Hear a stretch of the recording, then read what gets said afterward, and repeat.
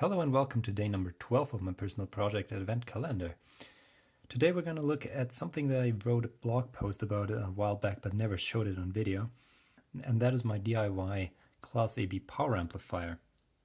As you can see, it consists of two mono stages, a rectifier and filtering board, and then of course a big toroidal transformer. I never got around to making a case for this, so it just sat on the bench like this. That's also why it's a little dusty. But audio signal would go in here, just through a makeshift volume pod here, and then the speaker output is over here, or well, here for that matter.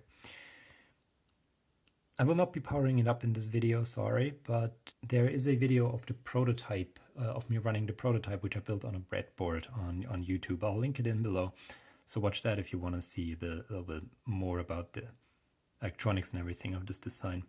Here I just wanted to show off how like the finished PCB looks on a heatsink, and yeah, as I said, never got around to really making it into a proper, let's call it, product.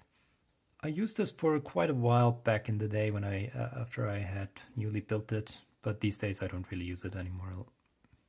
If we take a close up at the board, you can see down here the power transistors. Up here is the, well, not input conditioning, but all the current sources and differential amplifiers and stuff like that. And then over here is just like the output.